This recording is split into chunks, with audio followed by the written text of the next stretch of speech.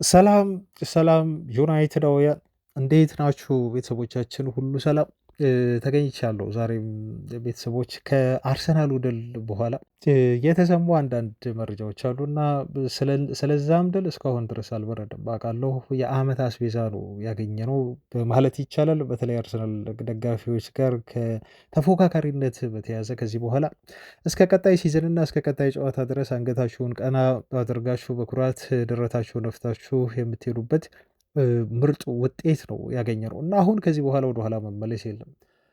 ወደፊት ብቻ መመልከት ነው። ዩናይትድ ቶፕ ፎር ገብቶ ለማጠናቀቅ ከዚህ በኋላ ያሉትን ቀጣይ ጨዋታዎች እንመለከታለን። ቤተሰቦቻችን እንደው በዚህ ሳምንት ወደ ቀጣይ ፉልሃም ጨዋታ ነው የምናደርገው ከኦልትራፎርድ ላይ የምናደርገው ጨዋታ ነው ከፉልሃም ጋር እና ዩናይትድ አሁን ከትንንሽ ቲሞች ጋር ደግሞ አነስ ከሚሉ ቲሞች ጋር እንዴት ይሆናል፣ በምን አይነት የጨዋታ አቀራረብ ይመጣል የሚለውን በደንብ እንገፋለን እናይበታለን። በዚህ ጉዳይ ላይ ሰሞኑ ቤተሰቦቻችን ዛሬ ግን የአንድን ተጫዋች በተለይ ወደኋላ መለስ ብለን የዚህን ተጫዋች ብቃት እናደንቃለን። እስካሁን አላወራንበትም። አንደኛው ይሄ ነው። ሁለተኛው የምናየው ሌላው ነገር ከኮንትራት ጋር በተያዘ በተለይ ኮቢ ሜኖን አዲስ ኮንትራት በተመለከተ ነው። ክለቡ ተጫዋቹን ሊያስፈርመው በጣም ተቃርቧል ተብሏል። ልጁም ደስተኛ ነው። ይህን እናያለን። የብሩኖ ፈርናንዴዝ አንድ ቅድመ ሁኔታ አስቀምጧል በዩናይትድ ለመቆየት ኮንትራቱን ለማርዘም። ይሄ ያስቀመጠው ቅድመ ሁኔታ ምንድን ነው? እንሰማዋለን። ኮል ፓልመር ወደ ማንቸስተር ዩናይትድ የመምጣት እድሉ በጣም ሰፊ እንደሆነ ፋብሪሶ ሮማኖ ብሬኪንግ ብሎ በገለጸው ኒውሱ ላይ የተጫዋቹን ዜና እንደዚሁ የገለጸበት መንገድ እና ዜናው በምን መልኩ ዜናውን መረዳት እንዳለብን እና ሊመጣ የሚችልበት ኮል ፓልመር ደግሞ ሌላ ትልቅ ምክንያት አለ። እሱንም ነግራችኋለሁ ከዜናው ጋር ቤተሰቦቻችን። ቪዲዮን ላይክ ማድረጋችሁን ግን አትርሱ፣ አትቀዛቅዙ። አርሰናል ተሸንፏል፣ ዩናይትድ ነው በዛ ላይ ዴላ ያደረገው። ላይክ እያደረጋችሁ ቪዲዮውን እንድትሰሙ በአክብሮት ጋብዛለሁ። መልካም ቆይታ። ከአርሰናሉ ድል በኋላ እንግዲህ ተመልሰን ተገናኝተናል።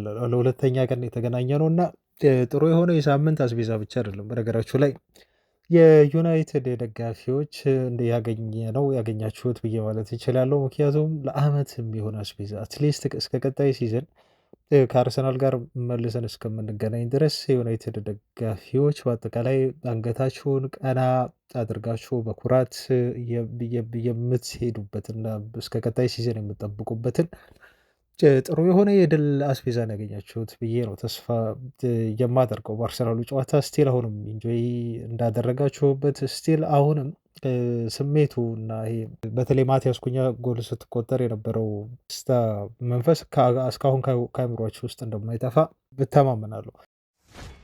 ባለፈው እሁድ ድል እንደው ያው አንዳንድ ነገሮችን ማውራታችን አይቀርም። ተመልሰን ትላንት በአንድ ቪዲዮ እሱን መጨረስ ስለማይቻል ብዙ ሪከርዶችን የሰበርንበት ነው። በነገራቸው ላይ አርሰናል ድል የመጀመሪያው የሊጉ እንደዚሁ ማሸነፋችን ነው ማለት ነው። ከ2017 በኋላ ከ9 ዓመታት በኋላ ማለት ነው። አርሰናልን በሜዳው ዩናይትድ ካሸነፈው በጣም ቆይቶ ነበረ። ከዛ በኋላ ነው ማለት ነው ዩናይትድ ማሸነፍ የቻለው። ለመጨረሻ ጊዜ አርሰናልን ስናሸነፍ የነበሩን ተጫዋቾች ኦልሞስት አሁን በቃ ሁሉም የሉም። ይሄ ታሪካዊ ድል ነው ከ9 ዓመት በኋላ አርሰናልን ማሸነፍ በዛ መልኩ። ሌላው አርሰናል የመጀመሪያው የሊግ ሽንፈታቸው ነው በዚህ ሲዝን ታውቃላችሁ። 2025/26 ሲዝን በሜዳቸው ፍጹም አልተሸነፉም። ዩናይትድ ይሄንን ማድረግ ችሏል።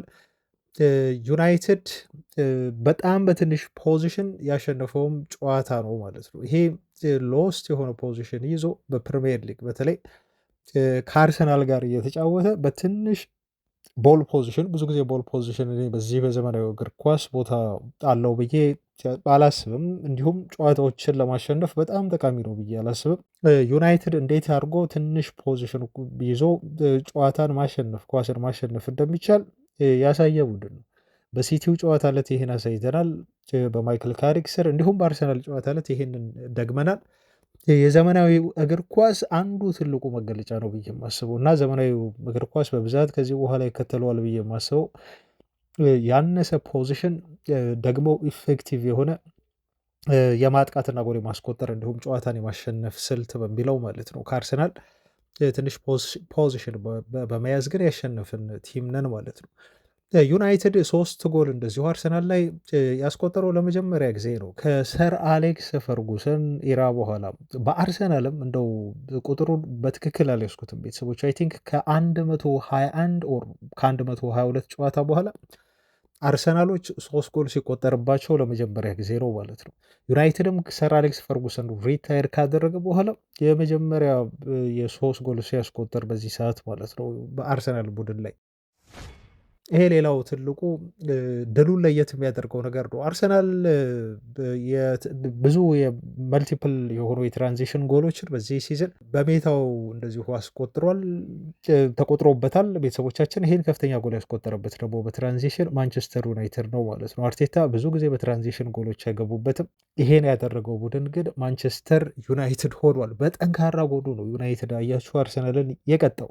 በኤምሬትስ ያሉትን ጠንካራ ጎኖች ሁሉ ተጠቅሞ እነኛን ጠንካራ ጎኖች ደግሞ ሳያመክናቸው ቡድኑ ያገኛቸው ወደ ጎል ማግባት እድሎች በአግባቡ ተጠቅሞ ውጤታማ ሆኖ መውጣት ችሏል።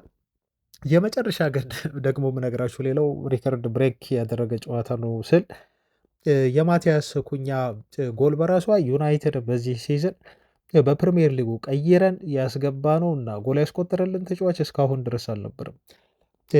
እንደ ዜርክዚ የመሳሰሉ ተጫዋቾች ዩናይትድ ነበሩት። እንግዲህ አሁን በጣም ስኳዱ ጠባብ ነው ታውቃላችሁ፣ እና ለዩናይትድ ተቀይሮ ቢያንስ ጎል የማስቆጠር እድል ያለው የሚመስለው ተጫዋች ዜርክዚ ነው። ይሄን ግን አላደረገም።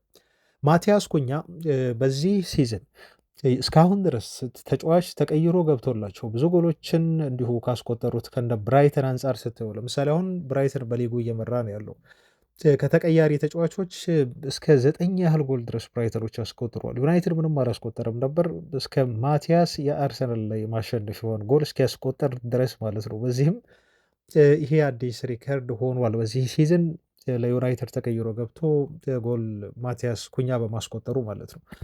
በአጠቃላይ ቤተሰቦቻችን ዩናይትድ በድል አይደለም 2 ተከታታይ ትልልቅ 6 ነጥቦችን ያገኘው ከሊጉ 2 ቀዳሚ መሪ ክለቦች በስትራክቸር ያገኘው ነው። በጥሩ ዝግጅት በጥሩ ጠንካራ ጎናችን መዘጋጀት እና የደካማ ጎን ተቃራኒ ቡድን ደካማ ጎንን ኤክስፕሎይት በማድረግ ያገኘ ነው። በጥሩ ስትራክቸር ያመጣ ነው ድል ነው። በዲሲፕሊን የመጣ ድል ነው።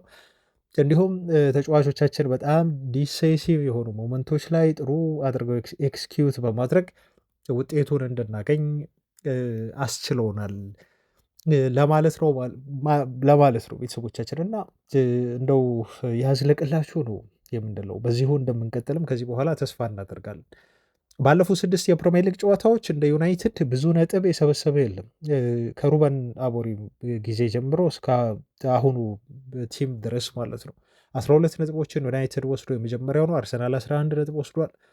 11 ነጥብ ፉልሃም እንዲሁ በተመሳሳይ ወስዷል። ብሬንትፎርድ 10 እንደዚሁም ኒውካስል 10 ነጥቦችን በመውሰድ በሊጉ ካለፉት 6 ጨዋታዎች ብዙ ነጥቦችን የሰበሰበው ቲም ማንቸስተር ዩናይትድ ቀዳሚው የሆነ ቡድን ሆኗል። በዩናይትድ በኩል እንደው ምንድን ነው እንዲህ እንዲቀየሩ ያደረጋቸው ብላችሁ ከጠየቃችሁ ቤተሰቦቻችን፣ አንደኛው ትልቁ ከጨዋታው መጠናቀቅ በኋላ ማይክል ካሪክ የገለጸውን ነገር በድጋሚ መግለጽ እፈልጋለሁ።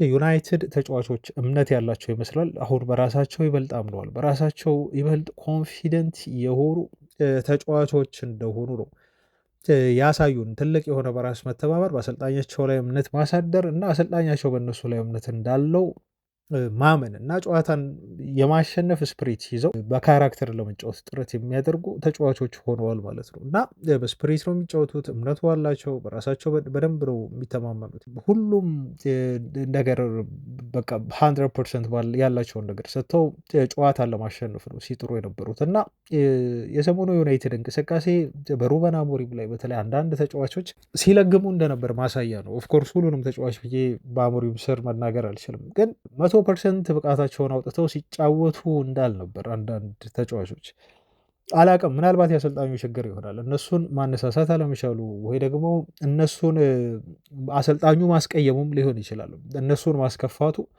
የአሰልጣኙ ችግርም ሊሆን ይችላል። ወይ ደግሞ ተጫዋቾቹ ያላቸውን ብቃት ባለመስጠታቸው የራሳቸውም ችግር ሊሆን ይችላል። ብቻ ወይስ ሁለቱም ቦታ ይፈጠር ችግሩ ግን ትልቁ ነገር አሞሪም ተጫዋቾቹን አንድ ማድረግ አልቻለም ነበር። ለአንድ ዓላማ በአንድ ኮንፊደንስ ክፍፍል ሳይፈጥር በአንድ እይታ ሁሉንም ተጫዋቾች አይቶ መጫወት ያለበትን መሰለፍ ያለበትን ተጫዋች እንዲሁ የመጫወት እድል ሰጥቶ ሳያበላልጥ ተጫዋችን ሳይንቅ ለሚዲያዎች እንደዚሁ ተጫዋቾችን አጋልጦ ሳይሰጥ ከተጫዋቾች ጎን ሆኖ ተጫዋቾቹን እየደገፈ በሙሉ ቁርጠኝነትና በሙሉ ልብ የሚፋየቱለት ወይም የሚዋጉለትን ወታደሮች አሞሪም ማዘጋጀት አልቻለም። ይሄንን የተረዳ ነው ማይኬል ካሪክ ያደረጋቸው ያለፉት 2 ጨዋታዎች ማለት ነው። እና ካሪክ የመለሰው ይሄንን ነው። በዩናይትድ ቤት ውስጥ መጫወት ያለባቸውን የሚገባቸውን ተጫዋቾች የመሰለፍ እድል እንዲያገኙ አድርጓል። ለምሳሌ የኮቢ ሜኖን በትልቁ ማንሳት እንችላለን። በኋላም ስለምናወራበት ዜናም አለን በሱ ጉዳይ ላይ ቤተሰቦቻችን። ተጫዋቹ በትክክል ከካሳሜሮ ጋር አማካይ ክፍል ላይ ተጣምሮ መጫወት እንደሚችል ካሪክ ይሄን በደንብ አድርጎ አሳይቶናል፣ አረጋግጦልናል። እና ምናልባት እንደው አሞሪም ማየቱ አይቀርም የማንቸስተር ዩናይትድን ጨዋታ ቤቱ ቁጭ ብሎ ያለፉትን 2 ጨዋታዎች ከሲቲ እና ከአርሰናል ጋር ያደረግነውን ጨዋታ ሲመለከት አያም ሹር 100% እርግጠኛ ነኝ ሩበን አሞሪም ስህተት እንደሰራ ይገባዋል። እንዴ ምን ሆኜ ነው እንደው ምን አይነት አሮጋንሲ ቢኖረኝ ነው ኮቢ ሜኖን መጠቀም መሞከር እንኳን ተጫዋቹን ማሰለፍ እንኳን ያልፈለጉት? ምን አይነት እልህ ውስጥ ነው ከሚዲያው ጋር የገባሁት? ምን አይነት እልህ ውስጥ ነው ከተጫዋቹ ጋር የገባሁት? ምን አይነት ግትርነት ነው? ኮቢ ሜኖን እንዲሁ እያለ በአማካይ ክፍሉን በዛ መልኩ በካሳቤሮ እና በኡጋርቴ እንዲመራ እያደረግኩት ብሎ እንደሚሳሳት ጸጸቱ እንደሚገባው እና በጣም በራሱ ላይ እንደሚገረም እና ብዙ ነገር እንደሚማርበት አሞሪም ተስፋ አደርጋለሁ። ያለፉትን 2 ጨዋታዎች ላይ አምሹር እርግጠኛ ነኝ አሞሪም ቤቱ ቁጭ ብሎ ያያል። የዩናይትድን እንቅስቃሴ ማየቱ አይቀርም። እና አሁን እኔ እየገባኝ የመጣው ብዙ ነገር ያው አሰልጣኝ ሁሉ ነገር ከለቀቀ በኋላ ነው ነገሮች እየተገለጡ የሚመጡት። በእርግጥ መቸኮል አልፈለኩም። አሁንም በጣም መቸኮል አልፈልግም። ምክንያቱም ካሪክ ገና 2 ጨዋታ ነው ያሳየን። ነገር ግን ዩናይትድ ቤት ውስጥ የነበረውን ችግርና በክለቡ ውስጥ ሲፈጠሩ የነበሩ ከዚህ በፊት የተከሰቱ ጉዳዮች በሙሉ ከአሰልጣኙ ጋርም እንደዚሁ የተያያዙ እንደሆኑ ነው አሁን እየተረዳሁ የመጣሁት። ከዚህ በፊት ስናምን የነበረው ተጫዋቾቻችን ብቁ አይደሉም፣ በቃ ብዙ ተጫዋቾች ማንቸስተር ዩናይትድ ያስፈልጉታል እና ይሄ ቲም ቶፕ 4 ለማጠናቀቅ በቂ ብቁ ላይሆን ይችላል፣ ዩናይትድ ኳሊቲ የለውም ብለን ስናምን ነበር። ኳሊቲው ተጫዋቾቻችን ውስጥ ነበር። አሁን ያንን ያየነው ችግሩ አሰልጣኙ ዩቲላይዝ አላደረገም። ተጫዋቾች ያላቸውን ጥራት የት ቦታ ላይ ቢጫወቱ ቢሰለፉ በጣም ውጤታማ ሊሆኑ እንደሚችሉ ያን ቀምሮ እና ቀምሞ አሰልጣኙ መግባት ያለበት እና ትልቁ ኃላፊነት ያለው አሰልጣኙ ነው። ግን ሩበን አሞሪም ያሉትን እጁ ላይ ያሉትን ተጫዋቾች ቱ ዘ ማክሲመም መጠቀም ቀርቶ ጭራሽ እጁ ላይ ያሉትንም ተሰጥኦ ያላቸው የሚጠቅሙ ተጫዋቾችን ማግለል ነበር ያዘዋያች ማግለል። በቃ ከራሱ ጋር ግጭት ውስጥ ይገባል፣ ከተጫዋቾቹ ጋር ግጭት ውስጥ ይገባል። እነኛን ተጫዋቾች ያገላል፣ የተወሰኑ ተጫዋቾችን ደግሞ ሰፖርት ያደርጋል፣ ከነሱ ጋር ከጎናቸው አብሮ ይቆማል። ከዛ በኋላ በቃ ሩበን አሞሪም ውጤት ለማምጣት ይጥራል ማለት ነው ቲሙን አንድ ሳያደርግ እና ይሄ ትልቅ ችግር እንደሆነ በአሞሪም ስር እና በካሪክ ስር ተሻሽሎ የተረዳሁት ነገር እንደሆነ የቲም ይሄ ስፕሪት የተጫዋቾች አንድነት ተጫዋቾችን በኩልነት ማየት የካሪክን ስራ እያቀለለት እንደመጣ ነው እኔ በግሌ የምረዳው። አሁን እዛ ጋር ኮቢ ሜኖን አለማሰለፉና አሞሪም ኮቢ ሜኖን ቤንች ማድረጉ አንደኛ ብሩኖ ፈርናንዴስንም እንዲባክን አደረገው ማለት ነው። አያችሁ ብሩኖ ፈርናንዴስ ያለ ቦታው እንዲጫወት ሲያስገድደው ነበር። ይሄን ቦታ እንደው ወደኋላ ተመልሶ በጥልቀት የ8 ቁጥር ሚና ሰጥቶት ሲጫወት ደስተኛ እንዳልሆነ እኮ ዓለም ያውቃል። እኛም እንረዳ ከፊት ከገጽታው እኮ እናቅ ነበር። ስንት ያወረተንበታል በዚህ ቻናል ላይ ብሩኖ ደስተኛ አይደለም በዛ አሁን በተሰጠው ሚና ብለን ኮቢ ሜኖ ባክኖ ቁጭ ብሎ ብሩኖ ፈርናንዴስ ደስተኛ ባልሆነበት ቦታ እንደዚሁ እየተጫወተ ካሳሜሮ የሚረዳው እንዲሁ አቶ ምክንያቱም ኦጋርቴ የቀድሞ ተጫዋች አልነበረም። ብሩኖ ፈርናንዴስ ወደ ኋላ ተመልሶ በመከላከል ረገድ ደግሞ በጣም ደካማ ነው ተጫዋቹ። ይሄ ኳሊቲ የለውም። ካሳሜሮ በጣም ሲጋለጥ ነበር። ኮቢ ሜኖ ይሻለዋል፣ ለባላንስ ይሻለዋል። ኮቢ ሜኖ አጠገቡ ሲሆን በጣም ተከላካይ ነው ብዬ ባላስብም፣ ግን ቲሙ ኳስ እንዲይዝ እና በአማካይ ክፍሉ ላይ ብዙ ስለሚቆይ እንዲረጋጋ በደንብ ያደርገዋል ማለት ነው። የአሞሪሙ ብሩኖ ፈርናንዴዝ ግን ልቡ መንታ ላይ ያለ ነው። ወደፊትም መሄድ ይፈልጋል የለመደው ነገር ስለሆነ፣ እንዲሁም ወደኋላ ተመልሶ መከላከል እንዳለበት ሲያስብ ደግሞ ተመልሶ ለመከላከል ሙከራ ያደርጋል፣ ግን አይሳካለትም ነበር። አያችሁ እነኝን ሁሉ ስህተቶች ሰርቷል አሞሪም። ፕላስ የሰራው ሌላው ስህተት ልምድ ያላቸውን ተከላካዮች አለመመልከቱ ነው። እውነት ለመናገር በታዳጊ በሆኑ ወጣት በሆኑ ሴንተር ባኮች ለመጫወት ጥረት አድርጓል። ይህም ስህተት እንደነበረ በተደጋጋሚ ጊዜ አይተናል። ምክንያቱም ስህተት ሰርተው ጎሎች ተቆጥሮበታል። ዩናይትድ አንዱ ካሪክ ያደረገው ነገር ልምድ ያለውን ሃሪ ማጓየር ወደ ቋሚ አሰላለፍ በሴንተር ባክ ቦታ ላይ መመለስ ነው። ማርቲኔዝንም ቢሆን እዛ ቦታ ላይ እንዲጫወት አድርጎታል። ስለዚህ በጣም ልምድ ያለው ፊዚካሊም መከላከል የሚችል የተከላካይ መስመር ጥምረት ነው የፈጠረው። አውቃለሁ እነ ዮሮና ሌላ የዩናይትድ ተከላካይ ሄቨን በዩናይትድ ለቀጣዮቹ 10 ዓመታት የዩናይትድ ተከላካይ ሆነው የሚቀጥሉ ናቸው። ግን አሁን እነሱ ባላቸው እድሜ የትኛውም የፕሪሚየር ሊግ ክለብ ዋንጫ አንስቶ አያውቅም። በእነኚህ ተከላካዮች በእነሱ እድሜ በ19 ዓመት ምናምን እየተመራ ማለት ነው። ገና እርሊ ኤጅ ላይ ናቸው። ጥሩ ተከላካይ ለመሆን ጥሩ ሴንተር ባክ ለመሆን እድሜ በጣም ወሳኝ ነው።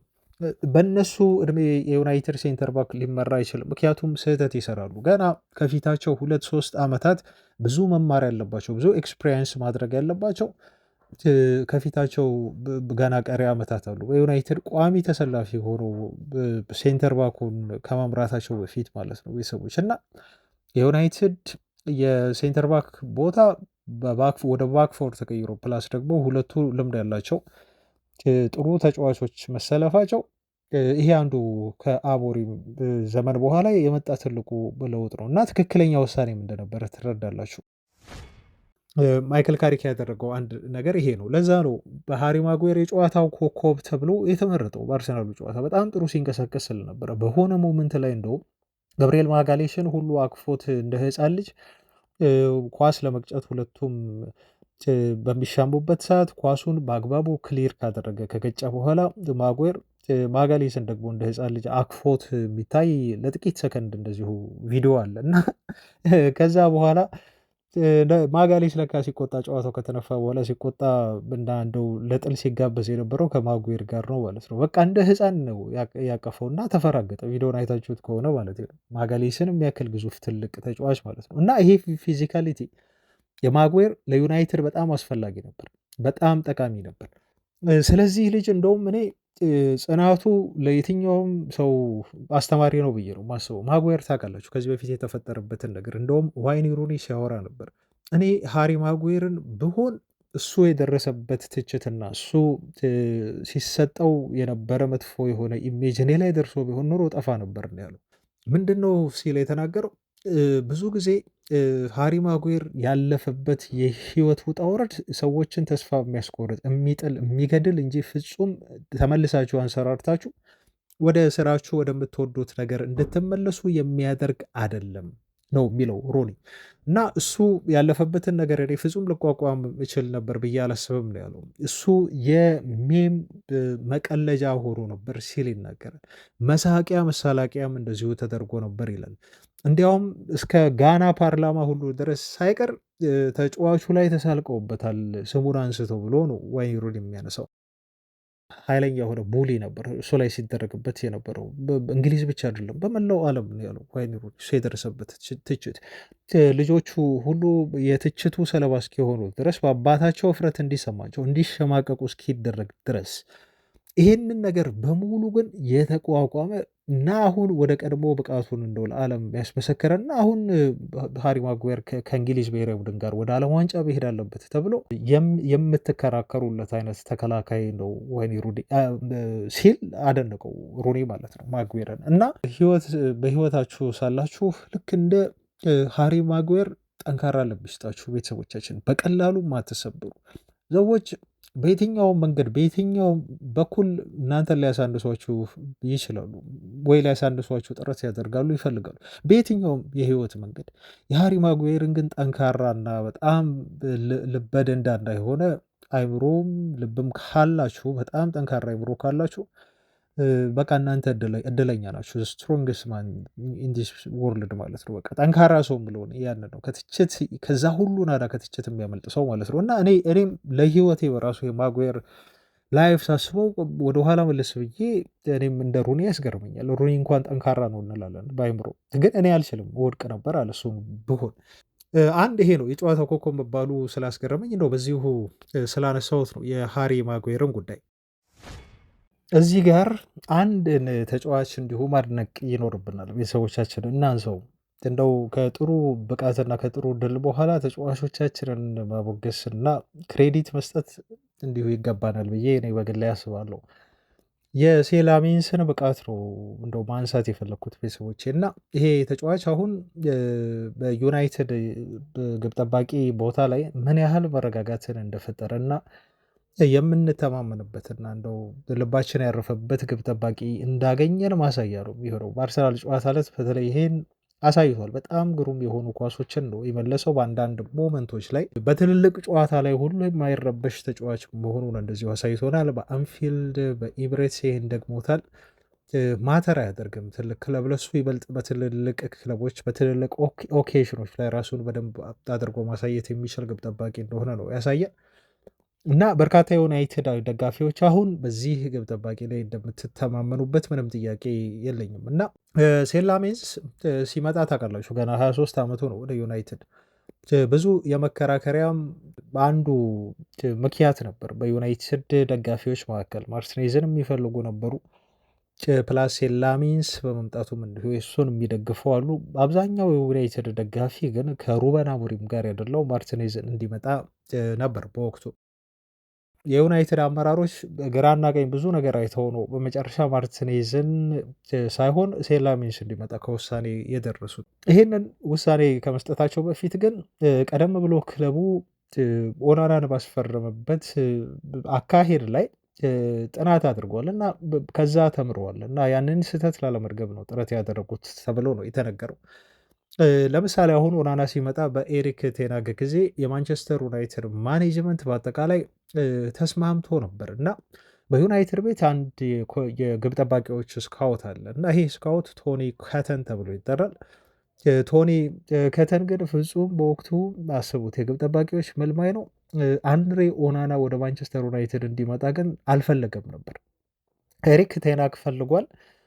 የዩናይትድ ማኔጅመንትም ያው አሰልጣኙን በወቅቱ ለመደገፍ ቃል ገብቶ ስለነበር እና በአሰልጣኙ ላይ እምነት ስለነበረው አሰልጣኙን ነበር የሚደግፈው። ግን ይሄ ሰው ከተን የሚባለው ሰው ብዙ ጊዜ በዚህ ግብ ጠባቂ እምነት ስለሌለው ክለቡ እንዳያመጣው እንዳያስፈርመው ሀሳቡን አንስቶ ሰጥቶ ነበር የተባለ እና ግን ማኔጅመንቱ ኢግኖር ያደረገው የአሰልጣኙን ፍላጎት ነው ያደመጠው ማኔጅመንቱ። ስለዚህ ላይ ኤሪክ ቴናግ አመጣለት ማለት ነው ኦናናን። ከዛ በኋላ ሁሉም ነገር ታሪክ ሆኗል እንደተመለከታችሁት ማለት ነው። መጥፎ ታሪክ ሆኗል በዩናይትድ ቤት። ፍጹም የዩናይትድ ደጋፊዎች ማይተማመኑበት እጁ የሚያፈስ አንዳንዴ ተአምራዊ የሆኑ ኳሶችን የሚያድን በሌላ ጊዜ ደግሞ በተደጋጋሚ በጣም ሲሊ የሆኑ የዩናይትድን ደጋፊዎች አንገት የሚያስደፉ ክለቡን በርካታ ነጥቦችን እንዲጥል ያስደረጉ ስህተቶችን የሰራ ግብ ጠባቂ ሆኖ ነው እንግዲህ ዩናይትድን በውሰት አሁን እየለቀቀው ማለት ነው። ከ2 ዓመታት በኋላ ታዲያ ኢኔዮሶች ግብ ጠባቂ ለማስፈረም ገበያ በወጡበትና 2 ግብ ጠባቂዎችን ለመጨረሻ እጩ አድርገው በያዙበት ወቅት ውሳኔ ለመወሰን ተቸግረው ነበር። ማንን እንደሚወስኑ በጣም ከፍተኛ ጥንቃቄ ማድረግ እንዳለባቸው፣ የትኛውን ተጫዋች ለማምጣት ግብ ጠባቂ ለማምጣት ከውሳኔ መድረስ እንዳለባቸው በጣም መጠንቀቅ ነበረባቸው የዩናይትድ አመራሮች ነው የሚለው ሪፖርቱ። ስለዚህ አሁን የዩናይትድ አመራሮች 2 ግብ ጠባቂዎች እጃቸው ላይ ያለ፣ አንደኛው ማርቲኔዝ ነው። የሩበን አሞሪም ከፍተኛ የሆነ ፍላጎት ምክንያት ወይም ጥቆማ ምክንያት አሰልጣኙ እንዲመጣለት የፈለገ ነው። ሁለተኛው ደግሞ ቀደም ያልኳቸው የዩናይትድ የግብ ጠባቂዎች ስካውት የሆነው የቶኒ ከተን ምርጫ አለ። የቶኒ ከተን ምርጫ ደግሞ ሴላሜንስ ነው። አሁን አመራሩ ቁጭ ብሎ ተመለከተ ነው የተባለው። ሁለቱም ሀሳባቸውን አቀረቡ። ሩበን አሞሪምም ለምን ማርቲኔዝ እንዲመጣለት እንደሚፈልግ የራሱን ሀሳብ አቀረበ። ዘን የዩናይትድ የግብ ጠባቂዎች ስካውት የሆነው ሰው የራሱን ሀሳብ አቀረበ ለምን እሱን እንደሚመርጥ። አመራሩ ውሳኔ ከዛ በኋላ ሰጠ አሳለፈ ማለት ነው። እና የመጨረሻ አመራሩ ውሳኔው ማን እንደሆነ ታውቃላችሁ? ሴላሜንስ ሆነ ማለት ነው። አንደኛ የስካውቲንግ ሪፖርቱ የዩናይትድ ሰዎችን አሳምኗል ተብሎ ነው የተገለጸው። ሁለተኛ የዩናይትድ አመራር ትልቁ በሴላሜንስ ላይ ትኩረት እንዲያደርጉና እሱን እንዲመርጡ ያደረጋቸው በሜዳ ላይ ብቃቱ ብቻ ሳይሆን ከሜዳም ውጭ ባለው ብቃት ነው ተብሏል። በግል ባህሪ አንደኛ፣ ሁለተኛ ነገር ደግሞ በአጠቃላይ በሚያስወጣቸው ወጪና ሶስተኛ ላይ ይሄ ሎንግ ፊውቸር በሚባል በረዥሙ ሲያስቡ የዩናይትድን የግብ ጠባቂ ቦታ በደንብ አድርጎ ፕሊዝ ሊመራ ይችላል በሚለው የሎንግ ተርም የዩናይትድ አካል ስለሚሆን ላሜንስ እሱን እንዲመርጡ ሆኑ ማለት ነው። እና ማርቲኔዝ ለአጭር ጊዜ በዩናይትድ ቤት የሚቆይ ነው። ፕላስ ከሜዳ ውጭ ያለው የግል ባህሪ ላይ ጥያቄ ያላቸው፣ ፕላስ ደግሞ የሚጠይቀው ከፍተኛ የዝውውር ገንዘብና ከፍተኛ የሆነ ደሞዝ አለ።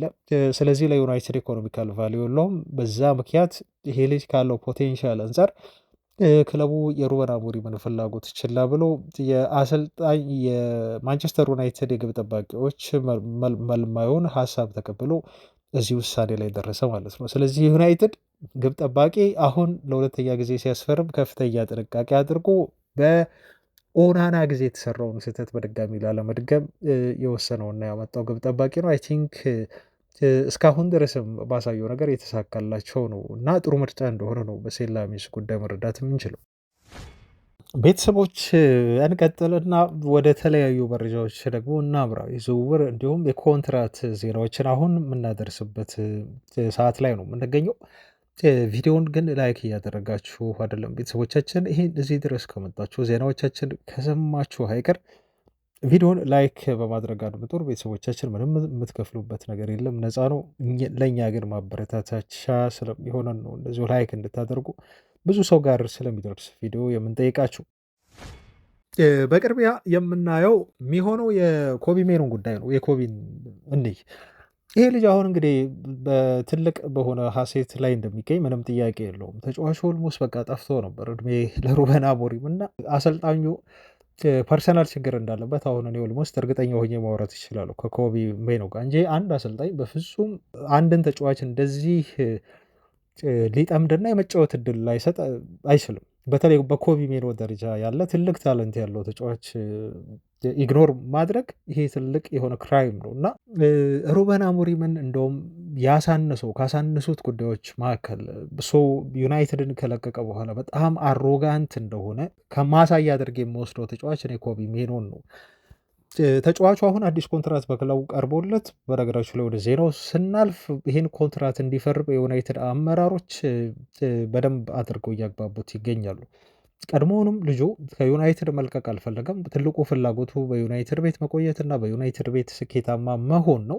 ወደ ናፖሊ ለመሄድ ግን ከፍተኛ ጫና ሲያሳደር ነበር። እንደው አሰልጣኙ ባይሰናበቱ ኖሮ ተጫዋቹ ብዙ የመጫወት እድል እንደማይሰጠው በጣም እርግጠኛ ስለሆነ ዩናይትድን ለመልቀቅ በጣም ሬዲ ነበር፣ ዝግጁ ነበር። እንደውም እኔ በቅርቡ ተጫዋቹ ተጎድቷል ተብሎ የተወራውን ነገር ሁሉ ማመን ከብዶኛል። በወቅቱም እንደው በኮንቴክስት ተጫዋቹ ጉዳት ደርሶበታል ተብሎ ይወራ እንጂ ተጎድቶ እንዳልሆነ ፍሪሜኑ የምትሏ ቲሸርት ከታየች በኋላ ነው ደግሞ ተጫዋቹ ተጎዳ፣ ልምምድ ላይ ነው ያውም የተባለው። ብዙ ጊዜ ይሄ ያልተለመደ አዲስ ነገር ነው ዜናው እና ለብዙዎቻችን አልተዋጠም ነበር። ምናልባት አሞሪም ቀጥታ ሆኖ ልጁን ተብሎ ሁሉ ተጠይቆ ነበር። ግን አሁን እሱ ከለቀቀ በኋላ ወዲያው ነው ወደ ልምምድ ደግሞ ኮቢ ሜኑ ተመለሰ ተባለ። ከዛ በኋላ ተጫዋቹ ሲጫወት ስናየው ጉዳትም ያለበት ልጅ አይመስልም። ሩመሮችም ነበሩ ይሄ ነገር ሆን ተብሎ ነው ጉዳት ተብሎ የተገለጸው። አሰልጣኙና ተጫዋቹ አለመግባባት ውስጥ ገብተው ነው እና ተጫዋቹ ልምምድ እየሰራ ያልሆነው በዛ ምክንያት ነው ተብሎ ሲነገር ነበር። እና አሁን እኔ ያንን መረጃ ለማመን ተቃርቤያለሁ። ምንድነው ትልቁ ቁም ነገሩ ግን አሁን እንግሊዞች ምናልባት ከብዙ ተጫዋቾች ከሚገኙ ከጀኔሬሽን ከሚገኙ ተጫዋቾች አንዱ የሆነው ሜኑን ወደ መግደል ደርሶ ነበር፣ ሄዶ ነበር። እኔ የምስማማው ከፖል ስኮልስ ሀሳብ ጋር እንደው ስለ ማርቲኔዝ ከሚሰጣቸው አስተያየቶች ጋር አይደለም። እሱን ፍጹም እቃወማለሁ። ሰሞኑንም ሰወራ ነበር፣ ትላንትም አውርቻለሁ። ኮቢ ሜኑን የመሳሰሉ ተጫዋቾች ታለንት ያላቸውን ልጆች እየገደለ ነው ብሎ ተናግሮ ነበር ፖል ስኮልስ። በዚህ ነገር በዚህ አነጋገሩ የዩናይትድን አካዳሚ ቼክ አለማድረጉ አለማየቱ ለተጫዋቾቻችን ለታዳጊዎቹ እንዲሁ እድል አለመስጠቱ ለምሳሌ እነ ሌስ የመሳሰሉ ተጫዋቾችን እድል አለመስጠቱ አሞሪም ትልቅ ክራይም ነው የሰራው። በተለይ ኮቢ ሜኖ ላይ የሰራው ክራይም እና ፖል ስኮልስ ይህንን የተቸበት መንገድ ትክክል እንደሆነ ነው ማለት ነው ማረጋገጫ የሰጠን እና አሁን ረጅም ዓመት ኮንትራት ያቀርቡለታል። ፕላስ ተጫዋቹ ላይ ደግሞ ጥሩ የሆነ ደሞዝ ጭማሪ ይደረግለታል። አሁንም ያገኘው አይ ቲንክ ወደ 30 ሺህ ፓውንድ ነው በሳምንት አይ ቲንክ 30 ሺህ ፓውንድ ካልጨመረ በስተቀር 30 ወይ 33 እንደዚህ አካባቢ። ጋርናቾ ነበር 50 የሚያገኘው ከመውጣቱ በፊት እና ትንሹ ደሞዝ ተከፋይ ነው በዩናይትድ ቤት በነገራቸው ላይ የሚሄዱ እና አሁን እያሳየ ካለው ብቃት አንጻር እና በዩናይትድ ቤት ደግሞ ረጅም ዓመት እንዲቆይ ስለሚፈለግ ክለቡ ይሄንን ወደ 150 እንኳን በዩናይትድ ቤት አሁን ከፍተኛ ደሞዝ ነው እውነት ለመናገር አሁን ባለው ስኬል መሰረት። ነገር ግን ለኮቢ ሜኖ እስከዛ ደሞዝ ድረስ ሁሉ የመስጠት ከነ ማቲያስ ኩኛ እና ብሪያን ምቡሞ እኩል ማለት ነው ደሞዝ ሰጥተው አዲሱን ኮንትራት ረጅሙን እንዲፈርም ለማድረግ የክለቡ አመራሮች ጥረት እያደረጉ ይገኛሉ ተብሏል። ይሄም በጣም ጥሩ ዜና ነው የሚመስለኝ። ሜኑ በነገራችሁ ላይ ባለፉት 2 ጨዋታዎች ላይ በሚያስገርም መልኩ 12.01 ኪሎ ሜትር በማንቸስተር ሲቲ ጨዋታ እንደዚሁም 11.26 ኪሎ ሜትር በአርሰናል ጨዋታ አይ ቲንክ ወይ አገለባብጫው ይሆናል ቤተሰቦቼ ብቻ በሁለቱ ጨዋታዎች ላይ 12.01 እና 11.26 ኪሎ ሜትር ሩጫዎችን በማድረግ ከዩናይትድ ተጫዋቾች ብዙ ኪሎ ሜትሮችን ማካለል የቻለ ተጫዋች ሆኗል። ገና 20 ዓመቱ ነው። ከካሳሚሮ ጋር መጣመር አይችልም፣ ፍጹም አንድ ላይ አብረው ቢሄዱ ተጫዋቾች አይደሉም ብሎ ሩበን አሞሪም ሲነግረን የነበረው የሐሰት ተረክ እንደሆነ እና ተጫዋቹ ከካሳሚሮ ጋር በአግባቡ ተጣምሮ መጫወት እንደሚችል ላለፉት 2 ጨዋታዎች ላይ በሚገባ አሳይቶናል። እንደውም አንዳንዶች ከወዲሁ ኮቢ ሜኖ በቶማስ ቱኸል የእንግሊዝ ብሔራዊ ቡድን ዓለም ዋንጫው ላይ ተካቶ ወደ ዓለም ዋንጫው መሄድ አለበት፣ ያለፉት 2 ጨዋታዎች ላይ ያሳየው ብቃት በሙሉ ኮንሲደር እንዲደረግ በቂ ማሳያ ናቸው ብለው ከወዲሁ እየተከራከሩለት ይገኛሉ። ቤተሰቦቻችን እኔም በጣም ነው ያስገረመኝ ህይወት ምን ያህል በፍጥነት እንደሚቀየር ባለፉት ጥቂት ሳምንታት ስለ ኮቢ ሜኖ ዩናይትድን መልቀቅ ያለም ዋንጫ ላይ ከእንግሊዝ ብሔራዊ ቡድን ጋር መሳተፉን ጥያቄ ውስጥ በመክተት ፍጹም እድል እንደሌለው እያወራን የነበረበት ወቅት ነበር።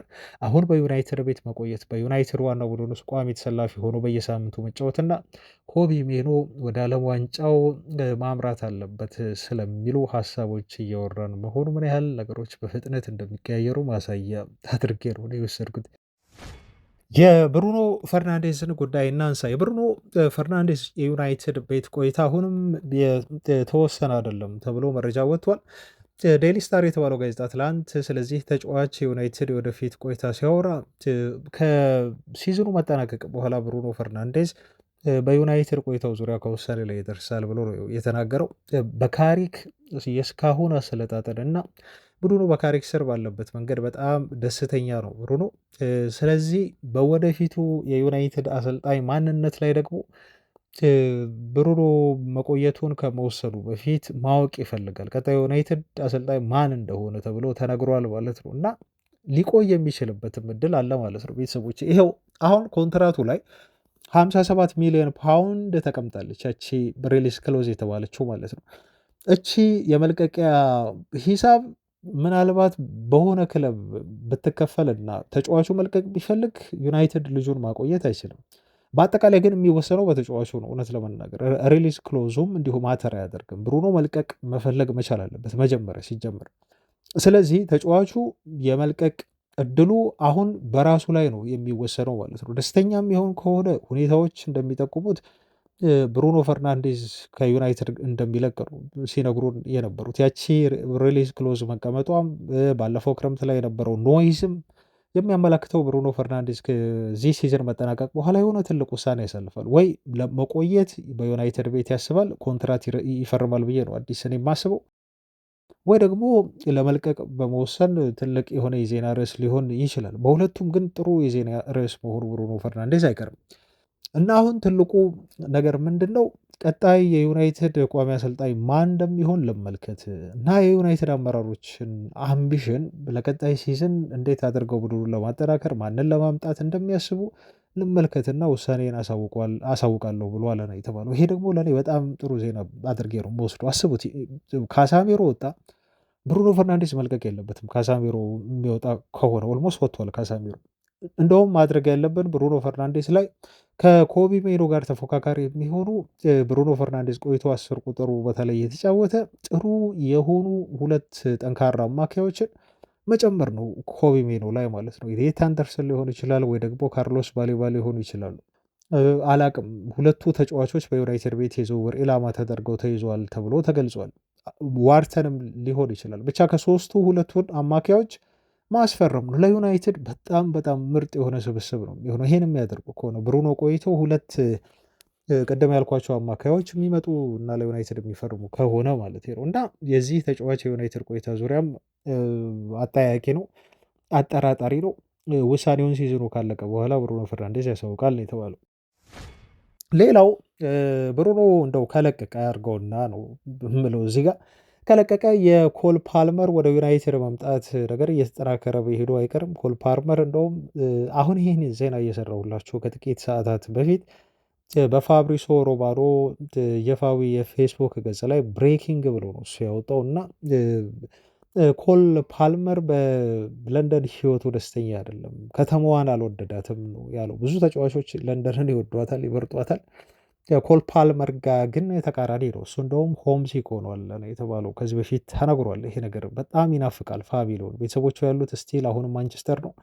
ያደገበትን እና ብዙ ነገሮችን ያሳለፈበትን የማንቸስተር ከተማ ስቲል አሁንም አይምሮ ውስጥ አለ ነው የተባለው እና ለብቃቱ መውረድ እና በቼልሲ ቤት ለመንቀሳቀሱ ትልቅ ምክንያት ተብሎ የተወሰደው ተጫዋቹ ማንቸስተርን በጣም እየናፈቀ ስለሆነ ነው ተብሎ ነው የተነገረው እና ይሄ ልጅ አሁን ወደ ማንቸስተር ዩናይትድ ለመምጣት ፕሮሰሱን ጀምሯል። በእርግጠኝነት ነው ይሄን የምነግራቸው። እንደውም ትላንት ልምምድ ሲሰራ በቼልሲ ቤት ፎቶዎችን እየተመለከትኩ ነበር። በጣም እየሳቀ ከሌሎቹ ጊዜ ጥሩ የሆነ ፈገግታ አሳይቶ ቼልሲዎች ሁሉ የቼልሲ ደጋፊዎች ይህ ልጅ ምን ተገኘ እንደዚህ በፈገግታና በደስታ ልምምድ ሰርቶ አያውቅም ብለው ፎቶውን ሲያጋሩት ነበር በማህበራዊ ድረገጽ ላይ እና ፊቱ ላይ ያለው ፈገግታ ያስታውቃል። አያችሁ የሆነ ነገር አለ ማለት ነው። ተጫዋቹ አይምሮውን ሴታፕ አድርጓል። ከዚህ ሲዝን በኋላ ቼልሲ ቤት መቀጠል የለብኝም ብሎ ነው ያሰበው እና ዩናይትድን እያለመ ዩናይትድን እያሰበ እንደሆነ በእርግጠኝነት መናገር ትችላላችሁ። ከለንደን ውጭ ሌሎች መኖር የሚችልባቸው ብዙ ከተሞች አሉ። የስፔን ክለቦች ሊፈልጉት ይችላሉ በእርግጠኝነት። እንግሊዝ ውስጥም የማይፈልገው ክለብ አለ ብዬ አላስብም፣ እሱ ወደ ሌሎች ክለቦች መዛወር የሚፈልግ ከሆነ።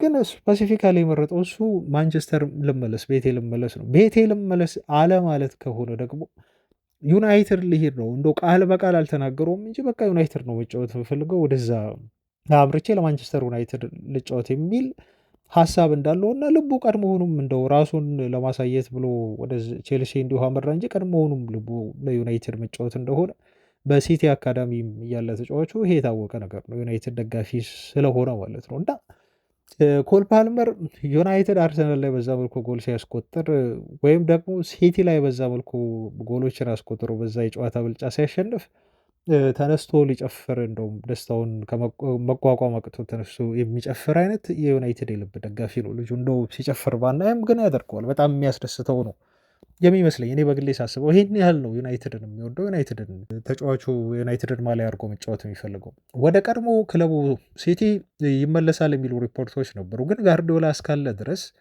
ተጫዋቹ ወደ ሲቲ ቤት መመለስ አይፈልግም ተብሏል። ስለዚህ ያለው ብቸኛ ኦፕሽን አሁን ዩናይትድ ነው ማለት ነው። እሱ የሚፈልገው ወደዛ ማምራት ይመስለኛል። እና የኮል ፓልመር የማንቸስተር ዩናይትድ የዝውውር ወሬ የሚታመኑ የዜና ምንጮች እንደሚሉት ከሆነ ቤተሰቦቻችን እስከ ክረምቱ የዝውውር መስኮት ድረስ የሚቀጥል እና ሙሉ ክረምቱን የሚወራ ትልቅ የዝውውር ወሬ ይሆናል። ገና ካሁን የተጀመረ ነገር ስለሆነ ማለት ነው። ብሩኖ ከወጣ ደግሞ የፓልመር ወደ ማንቸስተር ዩናይትድ መሄድ ኦልሞስት በቃ የተረጋገጠ በሉት ቤተሰቦቻችን፣ ኦልሞስት ይረጋገጣል። ብሩኖ ከቆየ አላቅም የፓልመር ስለመምጣቱ ሜቢ ምናልባት ብሩኖ ከለቀቀ ግን ስለዚህ ጉዳይ አትጠራጠሩ። ዩናይትድ ፋይናንስ ያገኛል።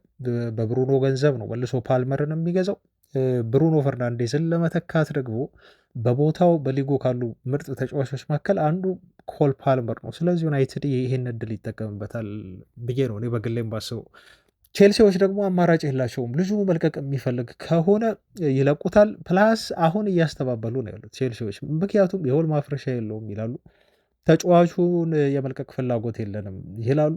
ግን ይሄ ዝም ብሎ የሚነገር የክለብ ሰዎች የሚያስተባብሉት ነገር ነው። በተለይ ቼልሲ አመራሮችን እንደዚህ ቢሉ እኔ አላምንም። ቤተሰቦቻችን ሞዴላቸው በራሱ ተጫዋችን በርካሽ መግዛት ከዛ በውድ መሸጥ ነው ሞዴላቸው። በጣም ደስተኛ ነው የሚሆኑት። እንደውም ዩናይትድ እሱን ለማስፈረም ድርድር ውስጥ መግባቱ ፍላጎት ማሳየቱ 100 ሚሊዮን ፓውንድ በዚህ ተጫዋች ዝውውር በግንኙነት ቶድ ቦሄሊ በጣም ነው እንትን የሚሉት በደስታ የሚቀበሉት አይነት ዝውውር ነው የሚሆነው እና የኮል ፓልመር የዩናይትድ ዝውውር አይ ቲንክ የጊዜ ጉዳይ ነው መሆኑ የሚቀር አይመስልም። ቀጣይ ክረምት ላይ ቤተሰቦቻችን ፕላስ እሱ ወደ ዩናይትድ መምጣት እየፈለገው እንደው ደጋፊ ከመሆኑ ውጭ ዩናይትድ በራሱ ብራንድ ነው ታውቃላችሁ። እንደውም አንድ መረጃ ዛሬ እያየው ነበር። ይሄ ኮልድ ፓልመር የሚለው ደስታ አገላለጹ አለች አይደል? ሁለቱን እጆች ደራርቦ እንደ እጅ በደረት አድርጎ ደስታውን የሚገልጽበት መንገድ ማለት ነው። በሱ ሁሉ ሎጎ ሰርቷል። በነገራችሁ ላይ የሚያስገርም ሎጎ ነው የሰራው። እዚህ ቪዲዮ ላይ ምናልባት ታዩታላችሁ ስለማካተው ማለት ነው ምስሉ ላይ እና ይሄ ትሬድማርክ ሆኖ ተመዝግቦለታል። አሁን ሙሉ መብቱን ወስዷል። ይህን ትሬድማርክ ማንም ሰው የሆነ ነገር አምርቶ በሱ ትሬድማርክ ሊነግድ አይችልም። በስሙን ያስመዘገበው ማለት ነው። ይህን ትሬድማርክ ሎጎ አውጥቶለታል። ዓለም አቀፍ ብራንድ ሊያደርገው ልጁ ከወዲሁ ገና ካሁኑ ቢዝነሱን ይዟል ማለት ነው። የተለያዩ ምርቶችን ያመርትበታል። ልክ CR7 ክርስቲያኖ ሮናልዶ እንደሚያደርገው ማለት ነው። አያችሁ ለዚህ ስራው ለዚህ ከእግር ኳስ በኋላ ላለው ከፍተኛ የሆነ ቢዝነስ ደግሞ እንደ ማንቸስተር ዩናይትድ የትም ሊያገኝ አይችልም። ነፃ የሆነ ፕሮሞሽን ነው ለዩናይትድ መጫወት ማለት። ለዩናይትድ ተጫዋቾች ብራንዷን ልጁ በጣም ከፍ ማድረግ ይፈልጋል። ኦፍኮርስ ለዚህ ፕረፐዝ ነው ዩናይትድ ቤት የሚመጣው ማለት አይደለም፣ ግን ተገጣጠመ። በቃ ምን ታደርጋላችሁ? ፓልመር ይሄ ቪዥን አለው። ትሬድማርኳን አስመዝግቧል። አሁን ወደ ቢዝነስ አለሙ ሊገባ ነው። ዩናይትድ ደግሞ ይፈልገዋል።